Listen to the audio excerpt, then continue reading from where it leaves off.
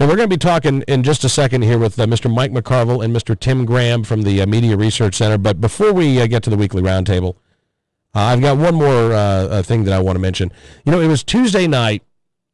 We first started talking about the Disclose Act, and I have a feeling that, we'll probably end up talking a little bit more about it this evening, even though it'll be night number 4. But that's okay. That's all right. And on Tuesday night's program, I read the statement from the National Rifle Association, and then I said, just, me speaking personally as a member of the NRA, I'm glad that the NRA did what it did. And I explained why I felt that way, and I said, as an individual, I want my Second Amendment organization able to fight for my Second Amendment rights.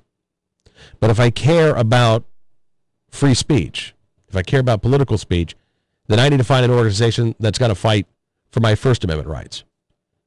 And I said that's why I donated $35, a year's membership worth of money in the NRA, to the Center for Competitive Politics.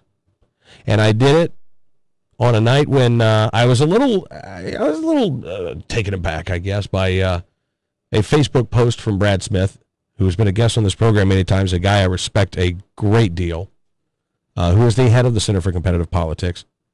Well, my friend Jim Garrity ran that clip on his blog today, and we'll get into Jim's thoughts on this. But I heard from Brad this evening, and I want to share just a brief portion of the email that Brad sent me.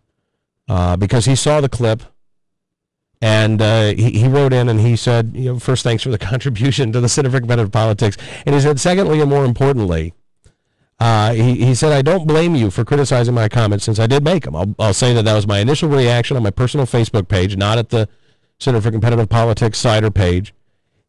And Brad said, actually, my reaction on reflection was to generally agree with you. He said, in fact, we wrote on our Center for Competitive Politics blog on Monday, quote, it's hard to blame the National Rifle Association too much for abandoning the First Amendment here. They are, after all, a Second Amendment organization, and we should expect them to be looking after their own interests in this area. And he said, in fact, earlier today, I told one of our staffers who was still a bit peeved, quote, imagine if Feingold came up with some bill to hammer the NRA by reinstating the assault weapons ban, quote unquote, and trying to limit the ability of any groups with 1 million or more members and members in all 50 states to lobby about it. If they dropped the last provision, we personally wouldn't like it, since most, if not all of us, are pro-Second Amendment. But as an organization, we, meaning the Center for Competitive Politics, would no longer focus on it. Then Brad Smith went on to say, and Sean Parnell, who's the president of the Center for Competitive Politics, went on election law listserv, which includes a lot of journalists, to make clear that we were not critical of the NRA, but of Congress. And Brad said, I will tell you, boy, they were talking about this at the Bradley Prize reception on Wednesday. I'm not surprised.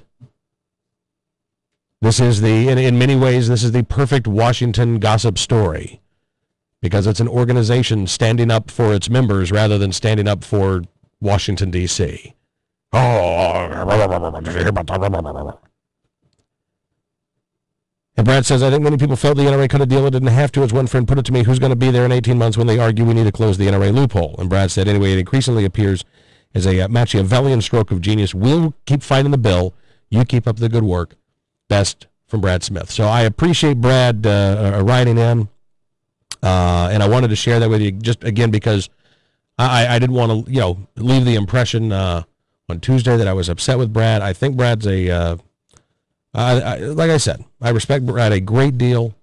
I admire his integrity, and that's one of the reasons why I gave $35 to the Center for Competitive Politics, because they do great work in protecting our First Amendment rights.